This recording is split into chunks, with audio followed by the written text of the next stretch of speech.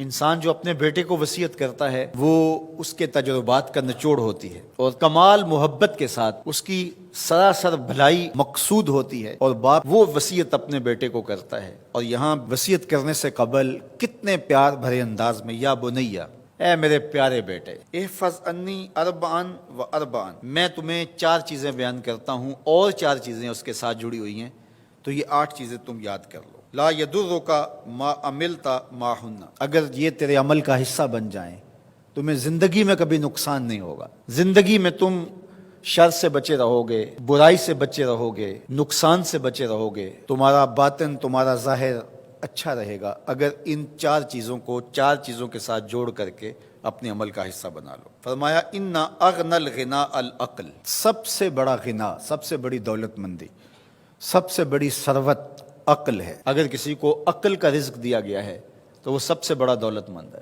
اگر اس کے پاس مال و متاع بہت سارے ہیں لیکن بے وقوف ہے تو وہ دولت مندی نہیں ہے۔ وَأَكْبَرُ الْفَقْرِ الْحُمْقُ، اور سب سے بڑا فقر اور سب سے بڑی محتاجی جہالت ہے۔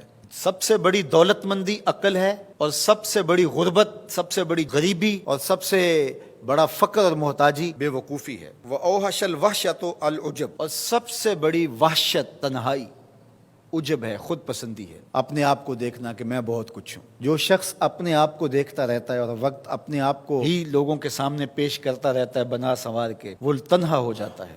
لوگ اس کی ان خوبیوں کا بھی انکار کر دیتے ہیں جو خوبیاں واقعتاً اس کے اندر موجود ہوتی ہیں۔ اگر پاؤ ہے تو اپنے آپ کو سیر نہ بتاؤ، لوگ پاؤ کا بھی انکار کر دیں گے۔ تو جو جس حالت میں ہو وہی حالت لوگوں کے سامنے ہونی چاہیے، بلکہ اس سے اگر کم ہو۔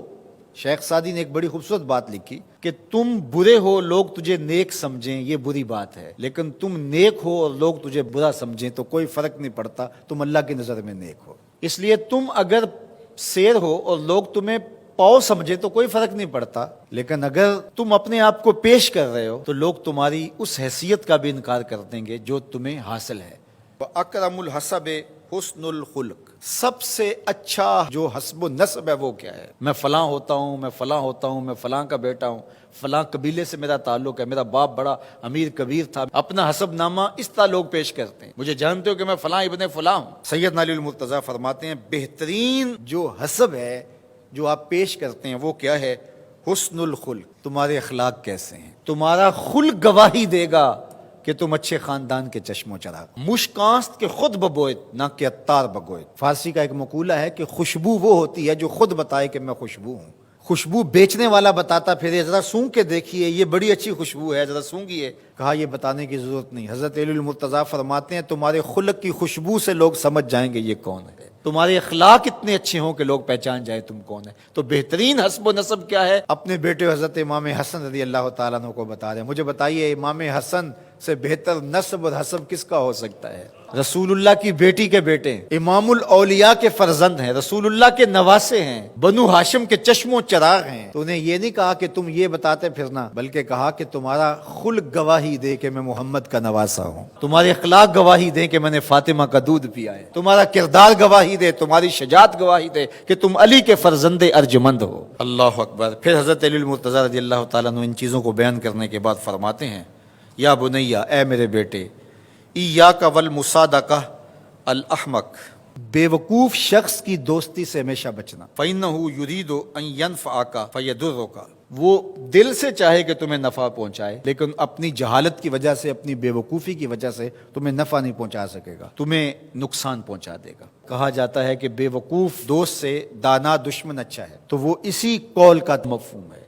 آپ نے اپنے بیٹے حسن کو یہ نصیحت کی، یہ نصیحت پلے باندھنے، اور کبھی بھی جاہل اور بے وقوف سے دوستی نہ رکھیں، اس سے رویہ اچھا رکھیں، سلوک اچھا کریں، اس کے لیے خیر کا ذریعہ بنیں آپ۔ یہ مطلب نہیں کہ بے وقوف کو آپ سلام بھی نہ کریں، لیکن دوستی اعتماد آپ اس پہ نہیں کر سکتے۔ وَإِيَّاكَ وَمُصَادِقَةَ الْبَخِيلِ، اور بخیل سے کبھی بھی دوستی نہ لگانا۔ فَإِنَّهُ يَبْعُدُ عَنْكَ أَحْوَجَ مَا تَكُونُ إِلَيْهِ، اس لیے کہ جب تجھے انتہائی ضرورت کا وقت آئے گا تو وہ تجھ سے دور ہٹ جائے گا، اور تو اس پہ توقع لگائے ہوئے ہوگا کہ میرا دوست ہے اور اوکھے ویلے میرے کام آئے گا، لیکن اوکھے ویلے وہ کام نہیں آئے گا۔ تو بخیل سے دوستی کا رب نہیں رکھنا۔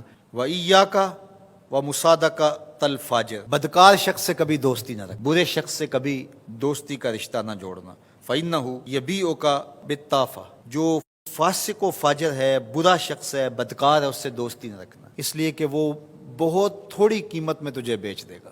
اور آخری بات، وَإِيَّاكَ وَمُصَادَقَةَ الْكَذَّابِ، جھوٹے آدمیوں سے کبھی دوست نہیں رکھنا۔ فَإِنَّهُ كَالسَّرَابِ يُقَرِّبُ عَلَيْكَ الْبَعِيدَ وَيُبْعِدُ عَلَيْكَ الْقَرِيبَ، وہ بعید کو تجھے قریب دکھائے گا، قریب کو تجھے بعید دکھائے گا۔ جو چیز قریب ہوتی ہے، جو سراب ہوتا ہے تو دور سے پانی دکھائی دیتا ہے، لیکن جب قریب جا کے دیکھتے ہیں تو سراب ہوتا ہے، پانی نہیں ہوتا۔